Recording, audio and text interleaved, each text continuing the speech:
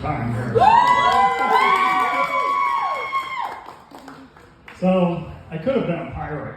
I know you're looking at me and you're thinking no, but certainly I wouldn't have been that guy who, leads the charge when they're ransacking the town or when they're pillaging another boat on the high seas. But I could have done the company newsletter or the social media site. Just as long as I'm on the boat, I'd be happy. Jimmy Buffett thinks he's a pirate. If he can be one, so can I. We have any parrot heads here tonight? Any Jimmy Buffett fans? No? Too young a crowd for Jimmy Buffett, I guess. My mom's here. I really like Jimmy's music, but I think with all the success he's had and all the money he's made, he's kind of losing touch with his audience. I was listening to one of his recent albums, a song called Custom Island, and he talks about sailing around the coast of Panama with his kids and how this might happen to you. Anybody else just get back from sailing around the coast of Panama? I do share his love of being on the water, though. It's just something I really enjoy doing.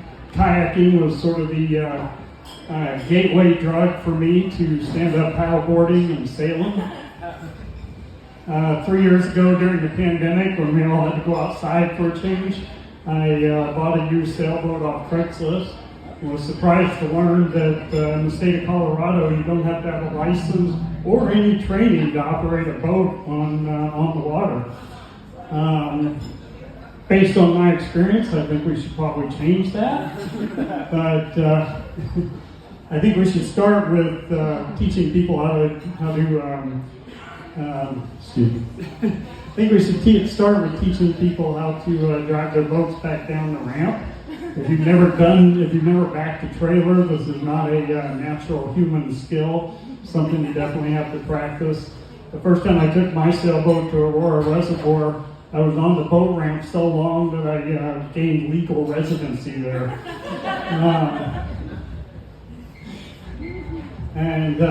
If I couldn't have done a worse job if I had been blindfolded and, as the old song says, let Jesus take the wheel.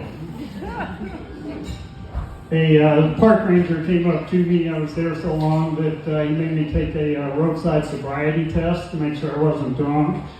So that was fun. And eventually I got the boat on the water and went out there. I didn't have a motor on this sailboat at the time, so I was up to just the wind and the skills that I learned from 4 lessons at community sailing in Colorado.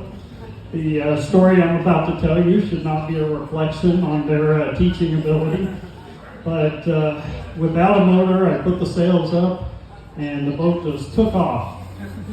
Sounds like a good thing. I was there to sail. That should have been good, but the wind was blowing the wrong direction that day, and I went into the no boats allowed swimming area at Aurora Reservoir. Now, I want to take you back to, half of you weren't even born then, but I want to take you back to the 70s and a little movie some of you may have seen called Jaws. There's a scene where the shark is swimming close to the shore, and as everybody notices him, what do? They scream, they start crying, they run up the beach, some people just freeze. As you're picturing that, replace my sailboat with that, or put my sailboat in the place of that shark, and you'll have an idea of what it looked like that day. A lifeguard, a teenage lifeguard who had just been practicing his whistle twirling at the time and trying to catch the attention of some sunbathing girls on the beach, turned into a hero. He dove into the water, he put his body between my boat and the fleeing children, stopped my boat and pushed it back out to the center of the lake.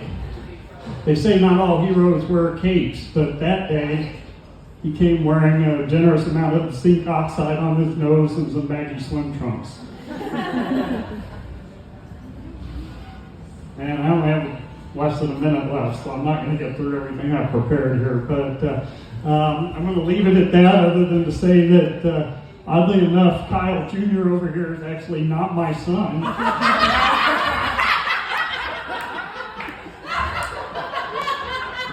So, Annette and I are dating, and I decided to date a woman who not only has a son with the same name as mine, but we were born on the same day, 35 years apart.